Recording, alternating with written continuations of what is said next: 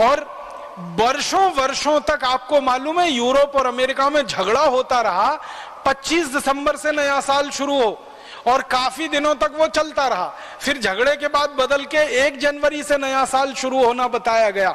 अब 1 जनवरी से उनके यहाँ नया साल शुरू होता है, उसके पीछे का कारण पूछो, कुछ कारण नहीं मालूम है कि 1 जनवरी कोई नया साल क्यों होता है, 15 जनवरी को क्यों नहीं हो सकता, 20 को क्यों नहीं हो सकता, या मार्च में क्यों नहीं हो सकता, अप्रैल में क्यों नहीं हो सकता। वो कहते हैं कि बहुत लंबा झगड़ा था 25 दिसंबर और 1 जनवरी के बीच में, वो झगड़ा सुलझ गया, 1 जनवरी कर लिया गया। 25 दिसंबर को तो फिर भी अर्थ उनके यहाँ समझ में आता है, ईसा मसीह से जुड़ा हुआ है, लेकिन 1 जनवरी तो कुछ भी समझ में नहीं आता किससे जुड़ा हुआ है।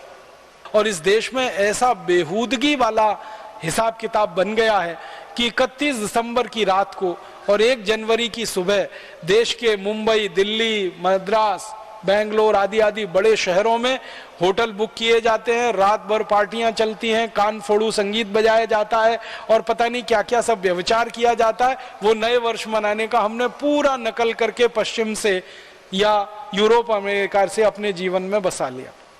और भारत में अगर हम नए वर्ष की बात करें तो भारत के अलग अलग क्षेत्रों में नए वर्ष मनाने की अलग अलग परंपरा है। जैसे आसाम में नया वर्ष बिहू से शुरू होता है, तो बिहू का कोई गहरा अर्थ है हमारे समाज जीवन में, हमारे राष्ट्र जीवन में।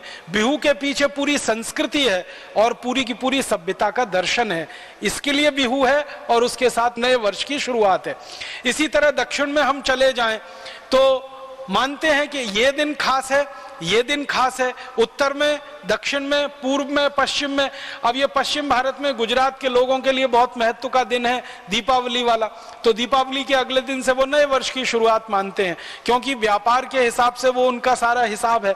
तो हर जगह भारत में नया वर्ष है, वो चाहे तमिलनाडु का हो, चाहे आसाम का हो, गुजरात का हो, या हमारे इधर लोहड़ी होती है पंजाब में, लोहड़ी से नए वर्ष की शुरुआत मानी जाती है। तो सब जगह कुछ ना कुछ विशेष आधार है और उसके पीछे पूरा दर्शन है। यूरोप और अमेरिका में तो न कोई आधार है न कोई दर्शन है, फिर भी हमने नकल करके 1 जनवरी को नया वर्ष मनाना शुरू कर दिया। जनवरी गिनते हैं, फरवरी गिनते हैं, मार्च है, अप्रैल है, मई है, जून है, जुलाई है, अगस्त है, सितंबर, अक्टूबर, नवंबर, दिसंबर। ये पूरी की पूरी अंग्रेजियत की पद्धति है, विदेशी पद्धति है। हम भूल गए हैं। सामान्य रूप से आज की पढ़ाई में से पढ़कर निकलने वाले विद्यार्थियों को चैत्र, वैशाख, ज्येष्ठ, आषाढ़, सावन, भाद्रपद, कार्तिक ये महीने याद नहीं है। जनवरी, फरवरी, मार्च सबको याद।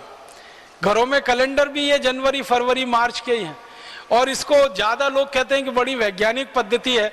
मेरे समझ में नहीं आया, रोमन में कुछ शब्द होते हैं जिनको इस्तेमाल किया गया है जनवरी, फरवरी, मार्च के लिए। अब इसमें जरा उल्टी बात करें, दिसंबर है, नवंबर है, अक्टूबर है, सितंबर है।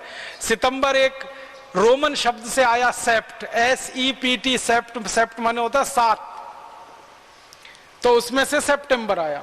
ऑक्ट, OCT, ऑक्ट है माने 8, उसमें से अक्टूबर आया।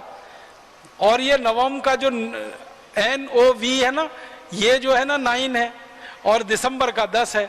अब अगर आप देखेंगे वास्तव में तो सितंबर 7वां महीना होना चाहिए रोमन के हिसाब से, और इन्होंने नकल किया, अंग्रेजों ने रोमन लोगों की, तो सितंबर बनाया। तो सितंबर 7वां महीना होना चाहिए। कौन सा है? 9वां है। अक्टूबर 8वां महीना होना चाहिए। कौन सा है? 10वां है। नवंबर 9वां महीना होना चाहिए। कौन सा है? 11वां है। दिसंबर 10वां महीना होना चाहिए। कौन सा है? 12वां है। कितनी अवैज्ञानिक पद्धति है महीने के गणना की, और इसका कोई अर्थ भी नहीं है। जितने भी अंग्रेज विद्वानों से पूछा जाए जनवरी का क्या अर्थ है, फरवरी का क्या अर्थ है, मार्च का क्या अर्थ है, अप्रैल का क्या अर्थ है, ये शब्द के पीछे की कोई गहराई है क्या, इसकी कोई व्याख्या है क्या, कुछ नहीं है। और हमारे यहाँ हर महीने के नाम का एक विशेष अर्थ है और उसके पीछे एक लंबी व्याख्या है। वो चाहे कार्तिक हो, चाहे भाद्रपद हो, चाहे सावन का महीना हो, श्रावणी हो, कोई भी महीना है, उसके पीछे एक विशेष विश्लेषण है और एक लंबा उसके पीछे आधार है। अगर मैं उस विषय में जाऊंगा बहुत समय खराब हो जाएगा, लेकिन अभी संकेत मात्र में कह रहा हूं कि भारतीय गणना के हिसाब से महीनों के जो नाम तय किए गए हैं ये विशेष अर्थ वाले हैं। अंग्रेजी पद्धति से जो हम नामकरण करते कोई अर्थ ही नहीं है और कोई बताता भी नहीं है उनके बारे में।